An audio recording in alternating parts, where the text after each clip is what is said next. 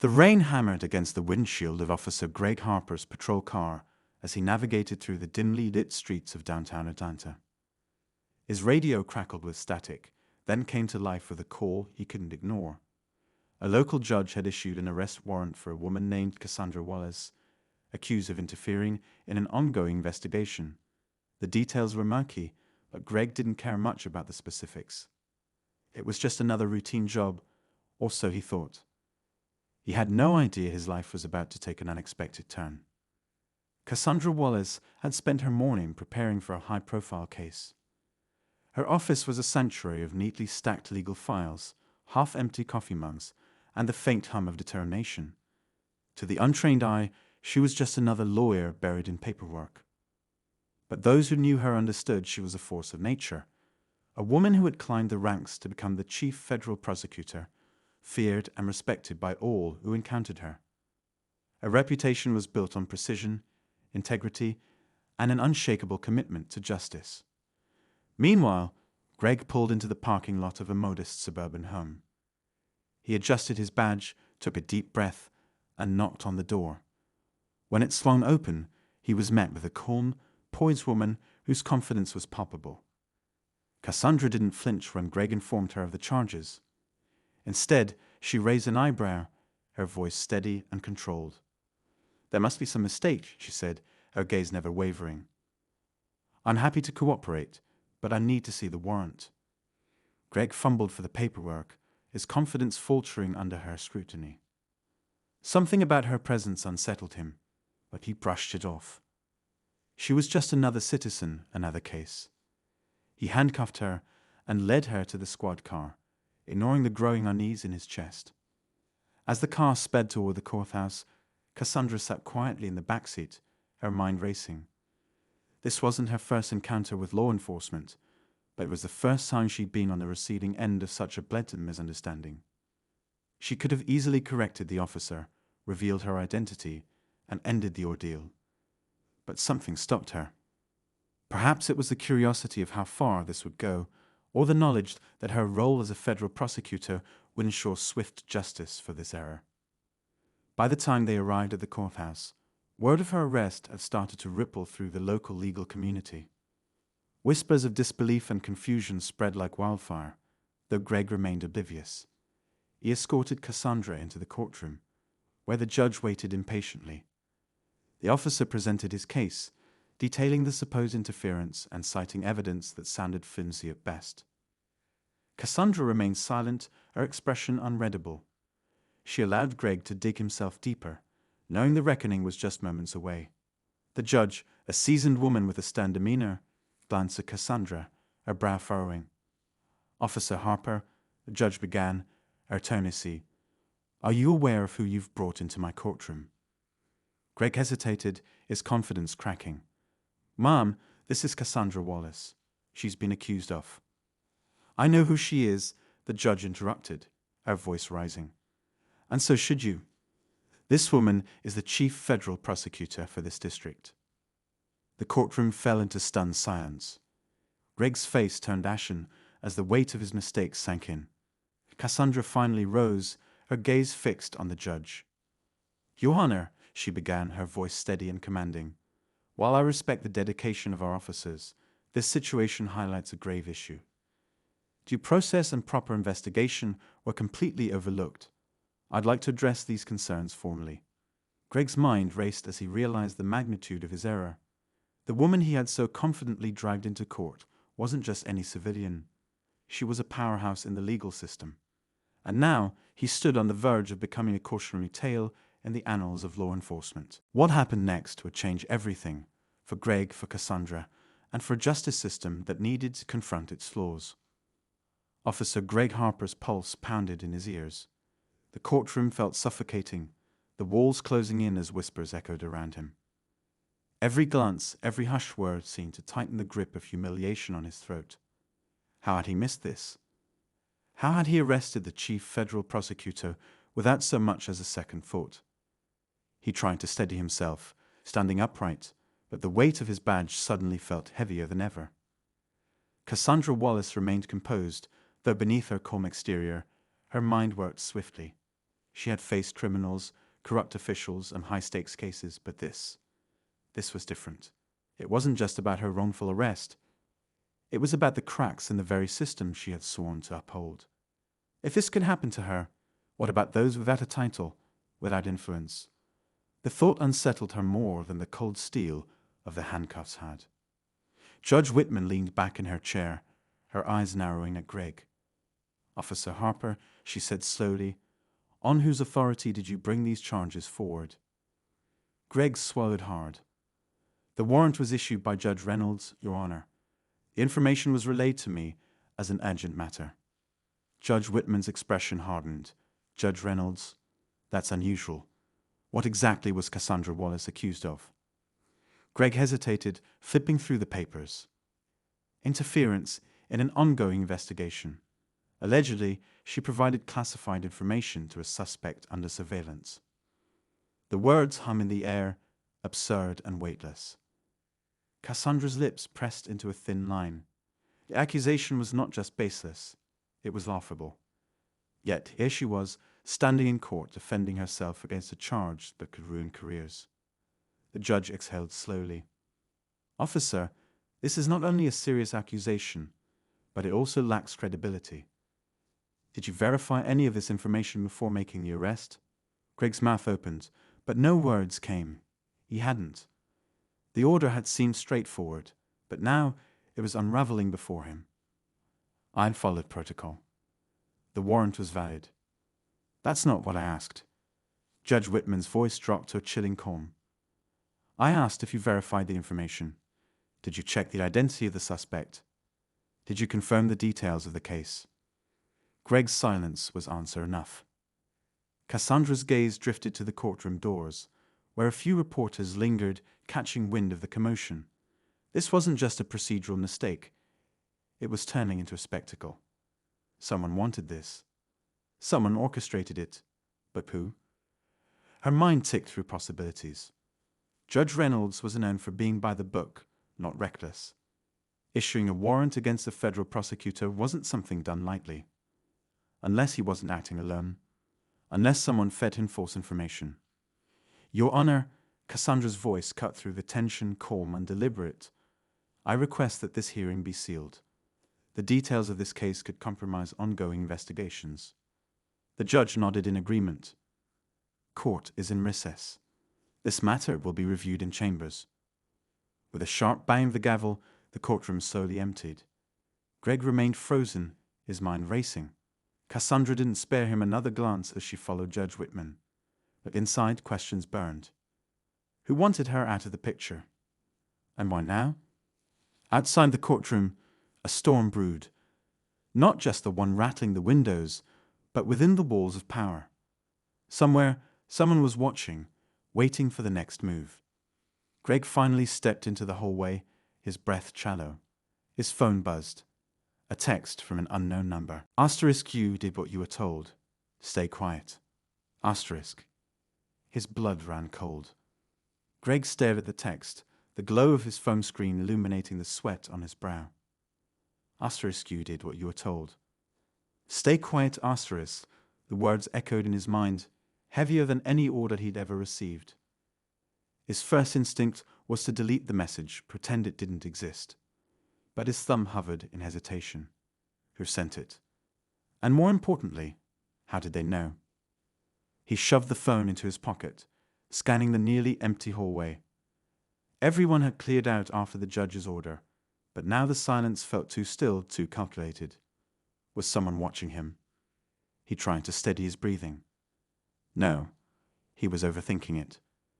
But then again, he had just arrested the chief federal prosecutor on what now looked like fabricated charges. Overthinking might be the only thing keeping him ahead right now. Cassandra, meanwhile, sat stiffly in Judge Whitman's chambers. The heavy mahogany walls and shelves lined with legal volumes usually brought her comfort, reminders of law and order. Today they felt like a cage.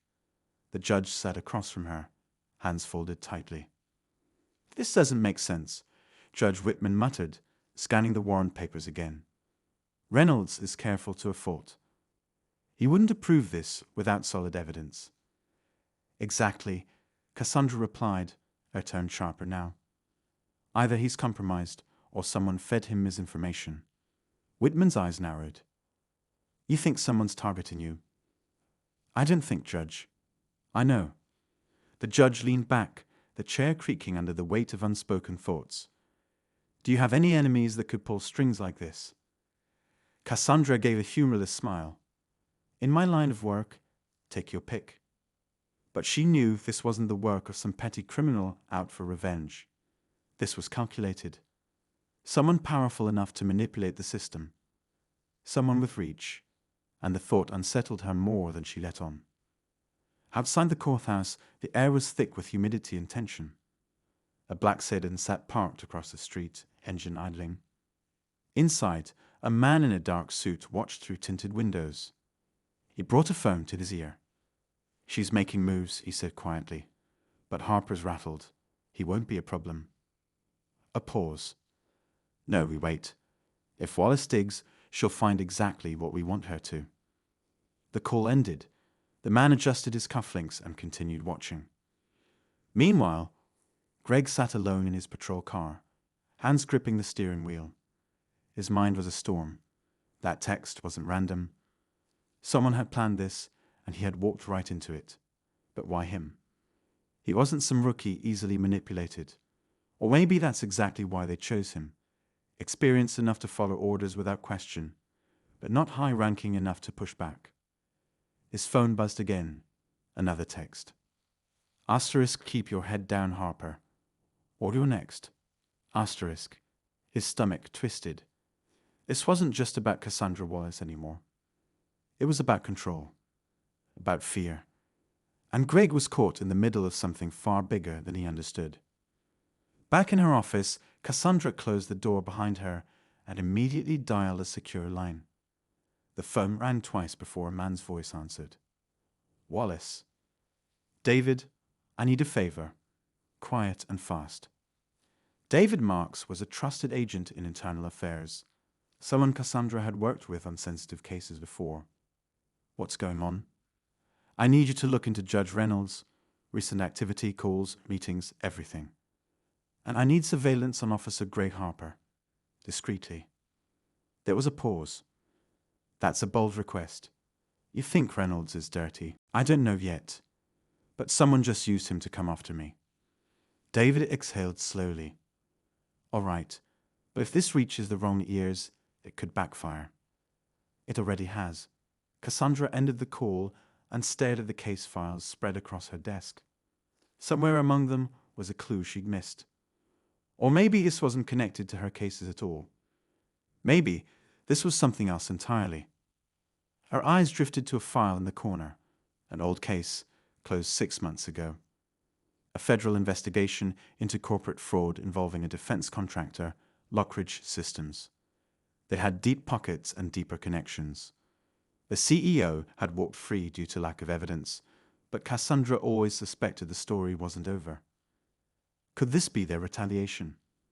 As the thought took root, a knock at her door snapped her back. It was her assistant, Jenna, pale and nervous. Ma'am, there's something you need to see. Cassandra followed Jenna to the lobby where a small envelope sat on the reception desk. No name, no address. Just her title scribbled on the front. Asterisk, Chief Prosecutor asterisk. She opened it carefully. Inside was a single photograph. It was of Greg Harper, sitting in his patrol car, staring at his phone, and beneath it, in red ink, 2 chilling words. Asterisk, he's disposable. Asterisk. Cassandra's grip on the photo tightened. Whoever was behind this wasn't just pulling strings, they were tightening a noose. Cassandra's hands trembled slightly as she stared at the photograph. The image of Officer Greg Harper, caught in a moment of vulnerability, felt like a warning and a threat all at once. The red ink beneath it, asterisk, he's disposable asterisk, burned into her mind. This wasn't just intimidation.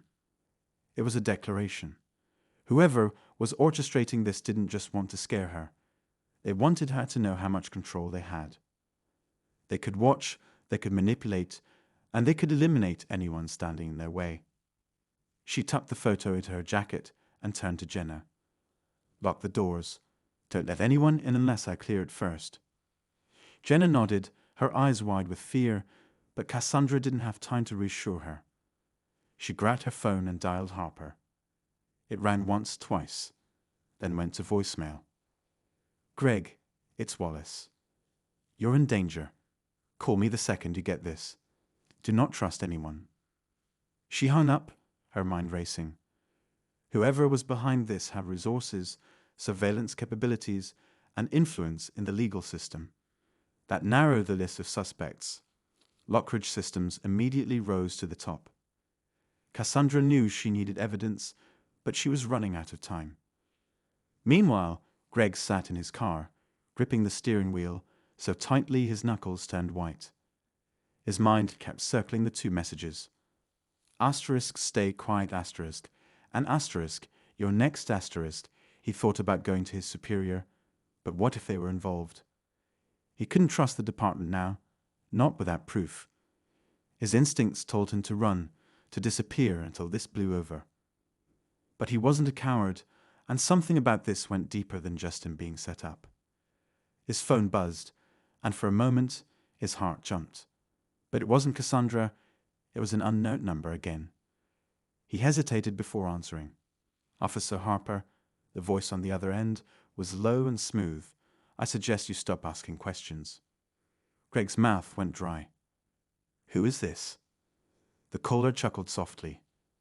"You've already met us, but don't worry, officer. We'll meet again soon. Or maybe we won't. That depends on you." The line went dead. Greg cursed under his breath. He needed to move. But as he reached for the ignition, he noticed something in the side mirror. A black SUV parked 2 cars back. Its engine was running, and its windows were too dark to see inside. His gut told him it wasn't just someone passing through. Greg started the car and slowly pulled out of the parking lot, watching the SUV in the mirror. It waited a few beats, then followed. His pulse quickened. He weaved through the streets, taking random turns, but the SUV stayed with him, matching his every move. He needed help. Cassandra. Greg dialed her number. This time she picked up instantly. "Harper, listen carefully. You're being watched. I got a photo of you in your car. Someone's tracking you." "I know," he said, voice low. "I'm looking at them right now." "Where are you?" "Heading south on Peachtree. Black SUV tailing me." Cassandra didn't hesitate. "Get to 9th and Main. There's an underground parking garage. Go to the lowest level. Lose them." Greg slammed his foot on the gas. The SUV sped up too, closing the gap. He weaved through traffic, horns blaring, but the SUV was relentless. At 9th and Main, he cut sharply into the parking garage, tires screeching. The SUV followed. Greg killed his headlights and barreled down the spiraling ramp, his breath shallow. He had one shot to lose them. On the lowest level, he swerved behind a concrete pillar and killed the engine. Moments later, the SUV rolled past him, not slowing down. Greg waited, heart pounding, until the sound of the engine faded. He exhaled shakily and grabbed his phone. "I lost them," he whispered. "Good. Stay put. I'm coming to you." But Cassandra wasn't sure how long either of them would be safe. Back at her office, Cassandra opened the Lockridge Systems case file again, scanning through every document. One name kept surfacing. Asterisk Richard Hale Asterisk, the company's former chief legal officer. He had resigned just before the investigation collapsed. Cassandra remembered him being unusually cooperative, almost too cooperative, during questioning. And now, with the system being manipulated against her, she couldn't ignore the possibility that Hale had been pulling strings behind the scenes. She pulled up his address, but something felt off. The listed residence was a corporate apartment owned by Lockridge. Too convenient. If Hale was involved, he wouldn't be hiding in plain sight. She needed leverage. Her phone rang again. It was David from Internal Affairs. "Cassandra, I dug into Reynolds like you asked. And he's clean. but his clerk isn't. Cassandra's grip tightened. What are you saying? His clerk, Daniel Price, has been making unusual bank deposits, large ones, traced back to a shell company. Lockridge, she guessed. Not directly, but the shell company ties back to Hale. Her stomach dropped. Price fed Reynolds bad information. He's the link. David's voice dropped lower. It gets worse. I intercepted chatter. There's a hit out. Not just on you, on Harper too. Cassandra's blood ran cold. This wasn't just about discrediting her. They were cleaning up. We're out of time, she said. I need everything you have on Hale. I'll send it now. Be careful, Cassandra. They're playing for keeps. As the call ended, Cassandra's phone buzzed with a new text. No number, just a message. Asterisk a last warning. Stop digging. Asterisk. And below it, another photo. Greg, standing in the dark garage. And behind him, a shadow. Someone was already there. Greg's breath caught in his throat. The photo on Cassandra's phone wasn't from a distant camera or a security feed. It was taken up close, too close. Someone was in that parking garage with him. Slowly, he turned his head, scanning the shadows. The dim overhead lights flickered, casting long, jagged shadows across the concrete walls. His hand instinctively moved toward his holster, fingers curling around the grip of his weapon. Greg, Cassandra's voice crackled through the phone, steady but urgent. You're not alone. Get out of there now. Greg didn't answer, his eyes locked on a figure slowly emerging from behind a concrete pillar. The man was dressed in black, his face partially obscured by the brim of a cap. But it wasn't the figure's appearance that sent a chill through Greg. It was what he was holding. Not a weapon, but a badge. FBI. What the?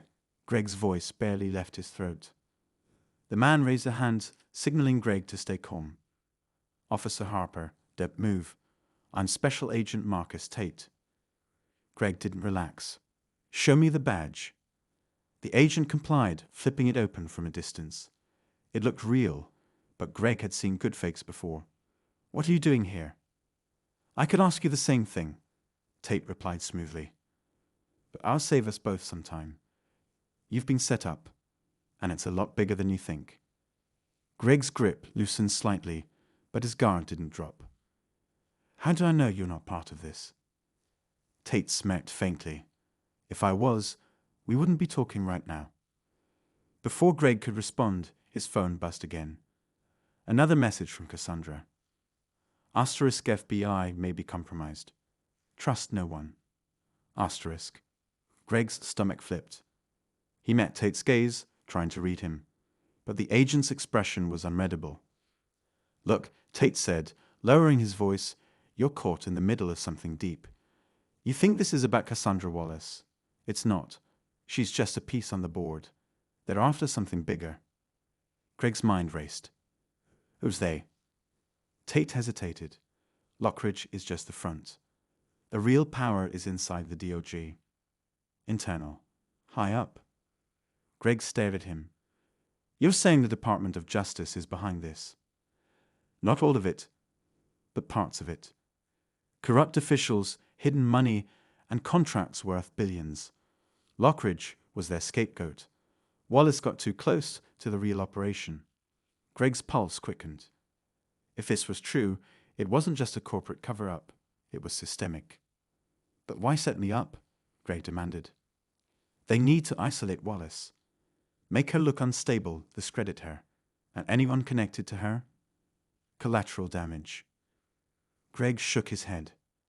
This is insane. It's survival. Tate's eyes hardened. They're watching both of us, which means we don't have much time. Before Greg could respond, a low rumble echoed through the garage. Both men instinctively ducked behind the nearest pillar. A second black SUV rolled slowly onto the level, its engine a quiet growl. Tate peeked around the corner. We've got company. Greg's phone buzzed again. Cassandra. Asterisk, they know where I am. I'm leaving the office. Meet me at the old freight yard. Asterisk.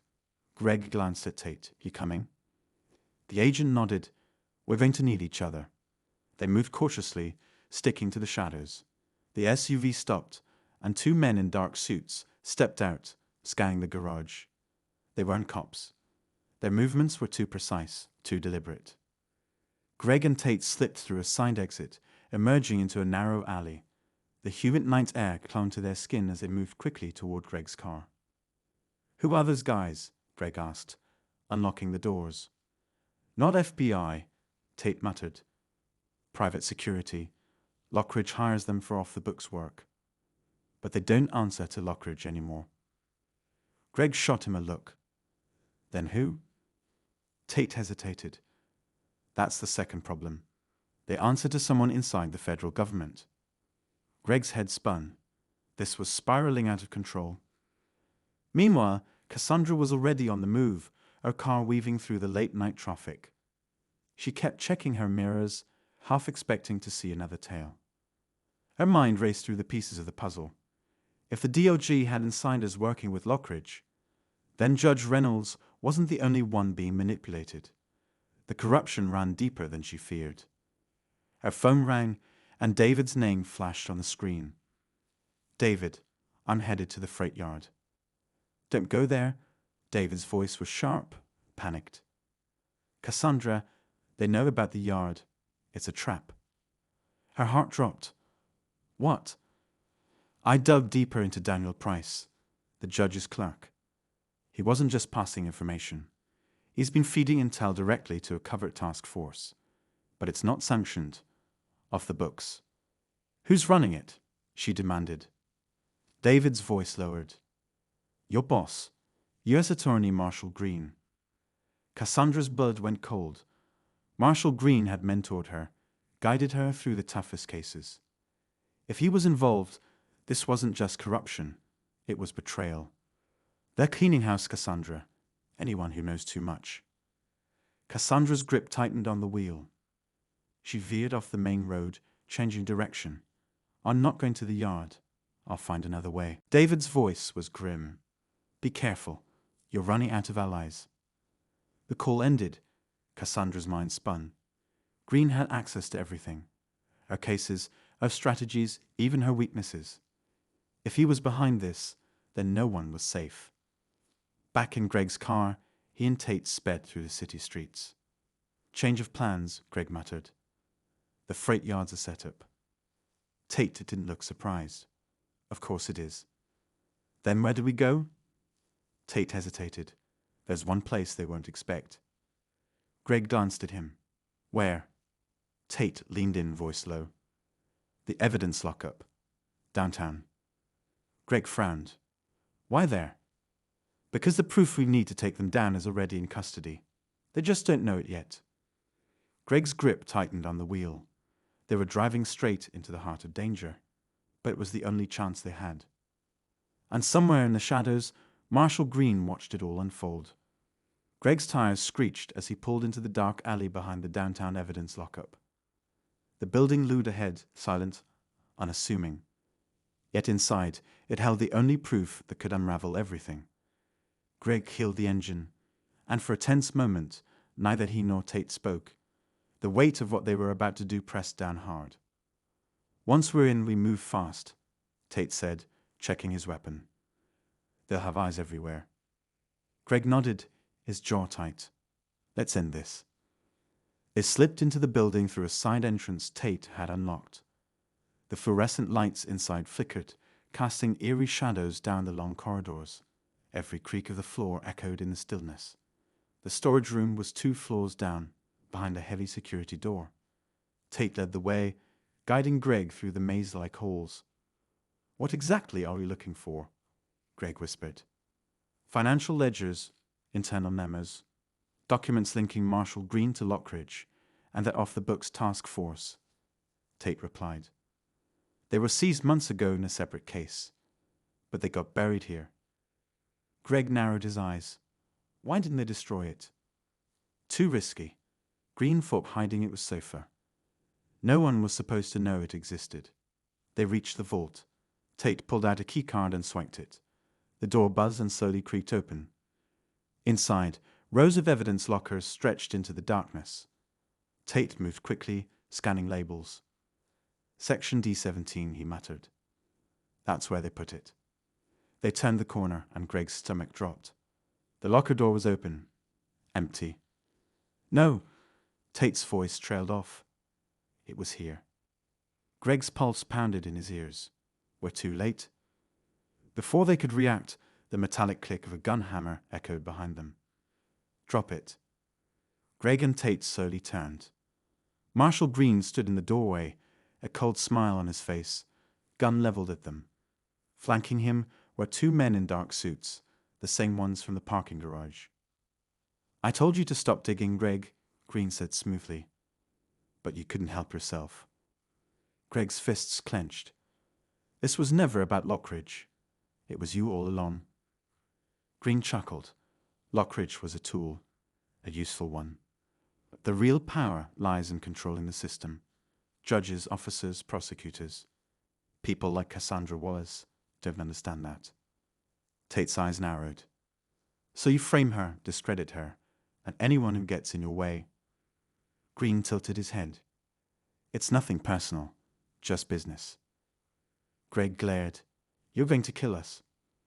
Unfortunately, yes, Green sighed. But it won't matter. The story will be that you attacked the evidence lockup. Trying to steal classified files. Tragic, really. Before Green could pull the trigger, a gunshot rang out. But it wasn't Green who fired. He stumbled back, clutching his shoulder, his gun clattering to the ground. One of his men dropped instantly, a bullet between his eyes. From behind a stack of crates, Cassandra Wallace emerged, gun steady in her hands. Funny thing about cleaning house, Marshal, she said coldly. Sometimes you miss a spot. Green's eyes burned with rage as he pressed his hand to the bleeding wound. You don't know what you're doing. Oh, I know exactly what I'm doing, Cassandra snapped. This ends now. The second guard lunged at her, but Greg was faster. He tackled the man, slamming him into the wall. Tate kicked Green's gun away and leveled his weapon at him. It's over, Tate growled. But Green laughed, low and bitter. You think this stops with me? You're naive. I'm a small piece. The people behind this, they're untouchable. Cassandra's expression darkened. We'll see about that. Police sirens wailed in the distance, growing louder. You call the cops, Greg asked. Cassandra snarked. No, David did. Moments later, squad cars screeched to a stop outside, officers pouring in with weapons drawn. Among them was David Marks, his badge flashing in the light. Hands where I can see them, David barked. Green sneered, but slowly raised his hands. It was over. Or so they thought. As Green was handcuffed and led away, Tate's phone buzzed. He glanced at it and froze. Greg noticed. What is it? Tate slowly turned the screen toward them. It was a live feed, grainy footage of Cassandra's office. Papers scattered, drawers open. And then a shadow moved across the screen. A familiar figure. Daniel Price. But he wasn't alone. Standing beside him was someone none of them expected. Judge Whitman. The message below the video was chilling. Asterisk, the game isn't over. It's only just begun. Asterisk. Cassandra's face paled. The corruption didn't end with Green. It went deeper. Much deeper.